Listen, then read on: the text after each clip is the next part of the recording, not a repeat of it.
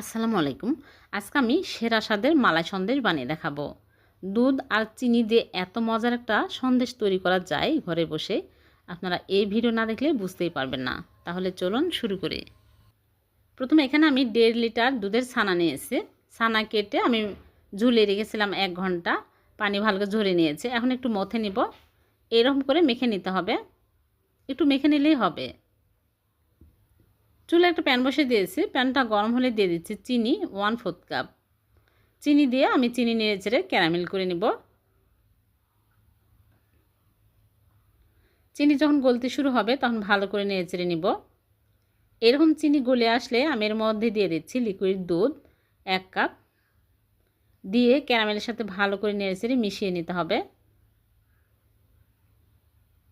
তারপর চিনি দিয়ে দিচ্ছি। এখানে আমি চিনি 1/3 কাপ দিয়েছি। আর ছানাগুলো দিয়ে দিচ্ছি। দিয়ে ভালো করে নেড়ে চেড়ে নিব। নেড়ে চেড়ে একদম ঘন করে নিতে হবে। অনবরত নাড়তে থাকতে হবে। নাড়া কিন্তু থামানো যাবে না, তাহলে তলায় লেগে যাবে। তারপর এখানে আমি লেবুর রস দিয়ে দিচ্ছি।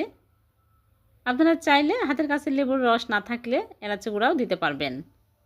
লেবুর রস দিলে সুন্দর একটা ফ্লেভার পাওয়া যাবে, এজন্য দিয়ে দিলাম। এখন আমি অনবরত নাড়তে থাকব।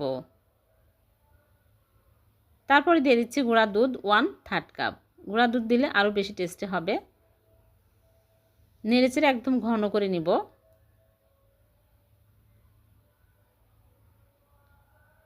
আস্তে আস্তে ঘন হতে শুরু হয়েছে। দেখুন এইরকম ঘন টাইট হলেই হয়ে যাবে। এই অবস্থায় এখন আমি চুলা থেকে নামিয়ে নিচ্ছি। চুলা থেকে নামিয়ে একটা মোল্ডে খাতার কাগজ বিছিয়ে তারপরে ঘি ব্রাশ করে নিয়েছি। এর মধ্যে সবগুলো নিয়ে ভালো করে চেপে চেপে সমান করে নিব। তারপরে আমি নরমাল ফ্রিজে রেখে দেবো। ঠান্ডা হওয়ার পর সেট হওয়ার পরে বের করে কেটে আপনাদেরকে দেখাবো। ফিরে আসলাম, সেট হয়ে গেছে। এখন আমি কাগজ ধরে এরকম করে তুলে নিচ্ছি। কাগজ দেওয়ার কারণে খুব সহজে মোল্ড আউট হয়ে যায়। এখন আমি কেটে নিচ্ছি। পছন্দ অনুযায়ী কেটে নিতে হবে।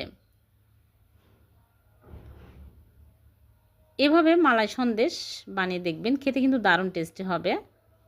খুবই কম সময়ে হয়ে যায়, খেতে অনেক সুস্বাদু। সবগুলো কেটে আমি পরিবেশন করে নিলাম। উপর দিয়ে বাদাম কুচি দিয়ে সাজিয়ে নিয়েছি। হয়ে গেল ছানার মালাই সন্দেশ। একটা ভেঙে দেখাচ্ছি, অনেক লোভনীয় হয়েছে। ছোট বড় সবাই অনেক পছন্দ করবে।